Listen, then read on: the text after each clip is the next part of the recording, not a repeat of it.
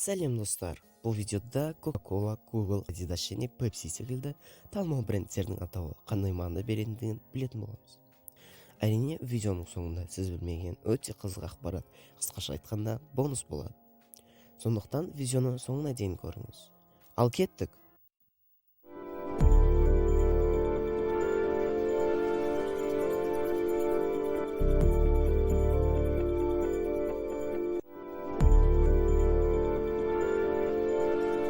Бірінші кезекте әлемге әйгілі Coca-Cola сусынынан бастасақ.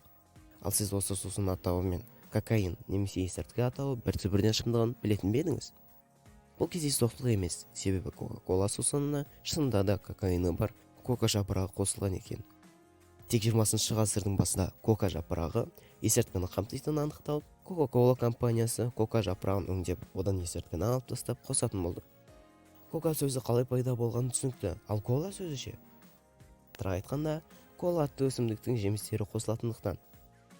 Келесі кезекте Coca-Cola сусынынан ешкім емес Pepsi немесе Pepsi-Cola сусынына тоқтала кетсек.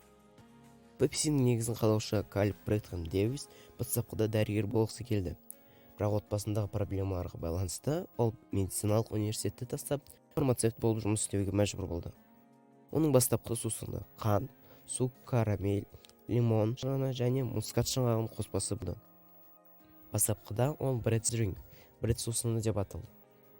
Бретхэм оның сусыны асқазан қызметінің бұзылуын немесе диспепсияны жеңуге көмектеседі деп сенді. Сондықтан жылдан кейін ол өзінің өнертабысын Pepsi-Cola деп өзгертті. Ал Google атауы ше? Бұл Стэнфорд университетінде пайда болды. Компанияның негізін қалаушылардың бірі Ларри Пейдж және басқа да түлектер өздерінің іздеу жүйесінің атын ойлап табуға тырысты. Нұсқалардың бірі ең үлкен сандардың бірін білдіретін Googleplex сөзі болды. Ал Google атауы студенттердің бірі оны қате жазғандықтан пайда болды. Нәтижесінде Page өз компаниясын осы атпен тіркеді.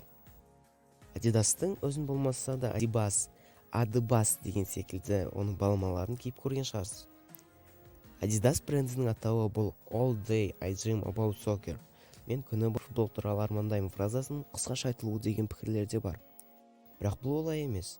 Компанияның негізін қалаушы Адольф Дасслер бірінші дүниежүзілік соғыстан оралғаннан кейін аяқ киім шығара бастады. Компанияның атауы оның лақап аты Ади және оның фамилиясының алғашқы 3 әрпінің тіркесімі. Nike компаниясына келер болсақ, Ника ежелгі гректің жеңіс құдайы. Бұл танымал спорттық брендке оның есімі берілген. Бұл атауды компанияның бірінші қызметкері Джефф Джонсон ойлап тапты. Видео бастамас бұрын бонус жайлы айтып едім. Ал сіз неге медициналық көліктерде, дәрігерлер киімдерінде немесе аурухана мекемелерінде қызыл қосу белгісі немесе крест белгісі тұратындығын жайлы ойланып көріп пе едіңіз?